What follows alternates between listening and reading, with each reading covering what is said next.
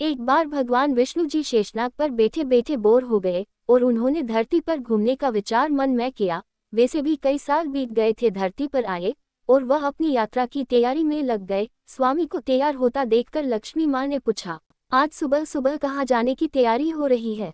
विष्णु जी ने कहा, है लक्ष्मी, मैं धरती लोक पर घूमने जा रहा हूँ। तो कुछ सोचकर लक्ष्मी माँ ने कहा, हे देव, क्या मैं भी आपके साथ चल सकती हूँ? भगवान विष्णु ने 2 पल सोचा, फिर कहा, एक शर्त पर।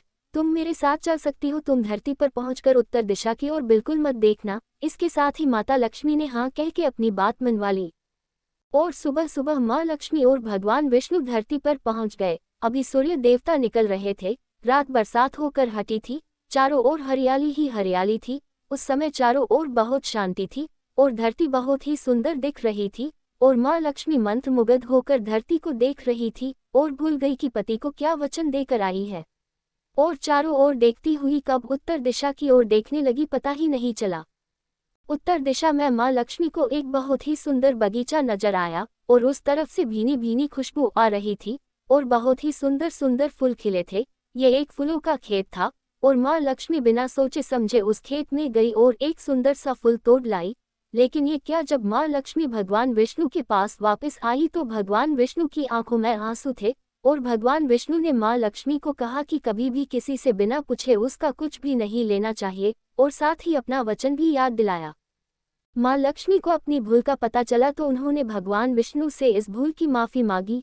तो भगवान विष्णु ने कहा कि जो तुमने जो भूल की है उसकी सजा तो तुम्हें जरूर मिलेगी। जिस माली के खेत से तुम नए बिना पूछे फूल तोड़ा है, यह एक प्रकार की चोरी है। इसलिए अब तुम 3 साल तक माली के घर नौकर बनकर रहो। उसके बाद मैं तुम्हें वैकुंठ में वापस बुलाऊंगा। माँ लक्ष्मी ने चुपचाप सर झुकाकर हाँ कर दी। आजकल की लक्ष्मी थोड़ी थी और माँ लक्ष्मी एक गरीब औरत का रूप धारण करके उस खेत के मालिक के घर गई। घर क्या एक झोपड़ा था और मालिक का नाम माधव था। माधव की बीबी, 2 बेटे और 3 बेटियां थी। सभी उस छोटी सी खेत में काम करके किसी तरह से गुजारा करते थे। माँ लक्ष्मी जब एक साधारण और गरीब औरत बनकर जब माधव के झोपड़े पर गई तो माधव ने पूछा, बहन तुम कौन हो और इस समय तुम्हें क्या चाहिए? तब माँ लक्ष्मी ने कहा, मैं एक गरीब औरत हूँ, मेरी देखभाल करने वाला कोई नहीं। मैंने कई दिनों से खाना भी नहीं खाया, मुझे कोई भी काम दे दो, साथ में मैं तुम्हारे घर का काम भी कर दिया करूँगी। बस मुझे अपने घर में एक कोने में आसरा दे दो। माधव बहुत ही अच्छे दिल का मालिक था। उसे दया आ गई, लेकिन उसने कहा, बहन मैं तो बहुत ही गरीब हूँ। मेरी कमाई से मेरे घर का खर्च मुश्किल से चलता है। लेकिन अगर मेरी 3 की जगह 4 बेटियां होती तो भी मैंने गुजारा करना था। अगर तुम मेरी बेटी बनकर जैसा रूखा सूखा हम खाते हैं उसमें खुश रह सकती हो तो बेटी अंदर आ जाओ। माधव ने माँ लक्ष्मी को अपने झोपड़े में शरण दे दी और माँ लक्ष्मी 3 साल उस माधव के घर पर नौकरानी बनकर रही। जिस दिन माँ लक्ष्मी माधव के घर आई थी उससे दूसरे दिन ही माधव को इतनी आमदनी हुई फूलों से कि शाम को एक गाय खरीद ली।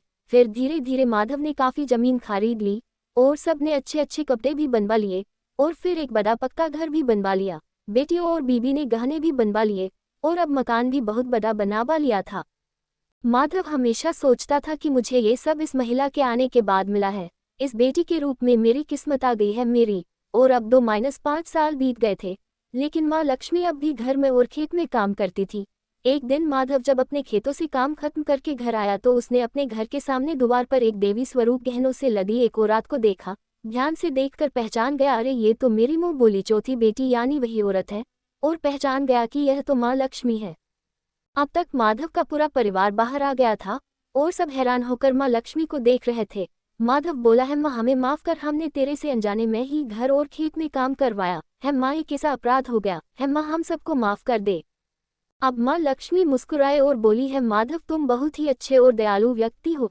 तुमने मुझे अपनी बेटी की तरह से रखा, अपने परिवार के सदस्य की तरह से। इसके बदले मैं तुम्हें वरदान देती हूँ कि तुम्हारे पास कभी भी खुशियों की और धन की कमी नहीं रहेगी। तुम्हें सारे सुख मिलेंगे जिसके तुम हकदार हो। और फिर माँ अपने स्वामी के द्वारा भेजे रथ में बैठकर बैकुंठ चली गई।